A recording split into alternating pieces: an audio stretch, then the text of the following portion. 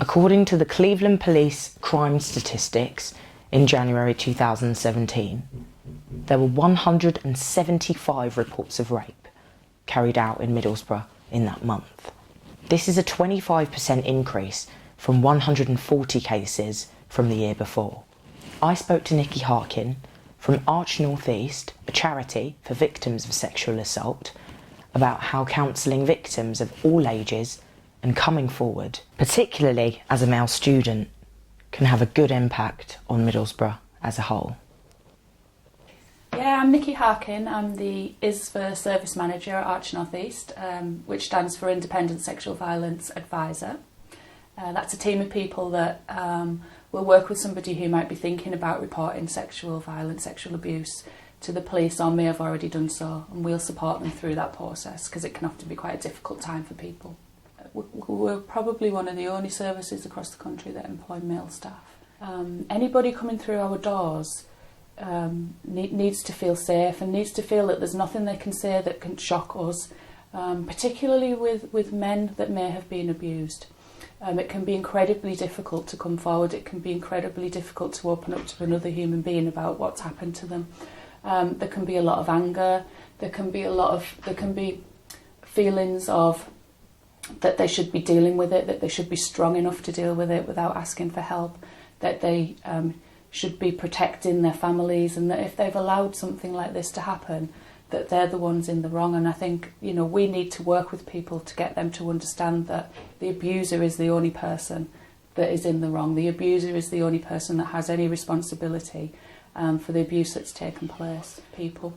Often the big factor in coming forward is trust. It's about trusting somebody with that piece of information and knowing that they're not going to judge you and that you're going to have the control still about what to do with that going forward.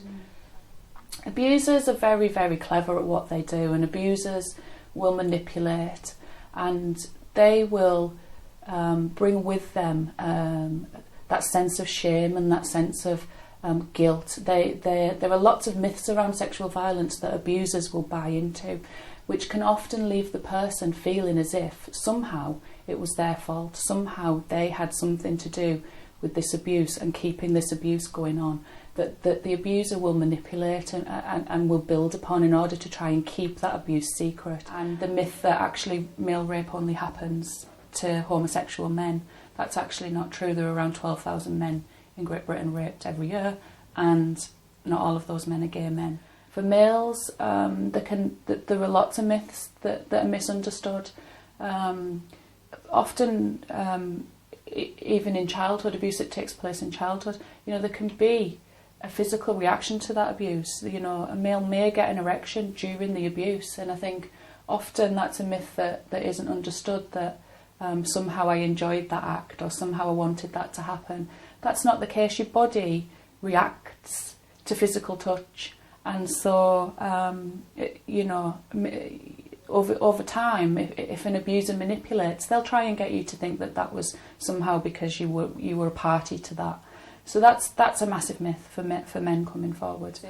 If you, as the person that suffered it, hold those beliefs and hold those views that you could have done more or should have done something differently, then how are you going to let people close enough to help you? And if you're not a gay man and you've been raped, what does that say about me? What does that mean? And how do I talk to my girlfriend, my mum, my friends, my family about that experience and about what's happened to me? When you can get through all of those hurdles into a court of law, when you can stand in a courtroom, face your abuser and say what you did to me was wrong, it can be incredibly powerful, and you can have a strong sense of justice.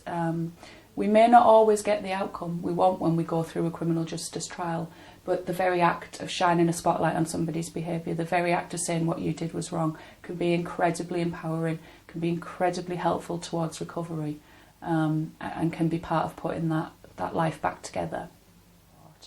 Whichever route you come to us, we will never encourage you to go to the police if that's not something that you want to do or need to do. That's not our role. We're independent. We're there solely for the person. So if somebody comes to us and wants that help and doesn't want to report, that's absolutely fine. We're never going to take that control away from people. It's about doing what's right for them at the right time. I'm Kylie Doku, and you've been watching Undercover Boro.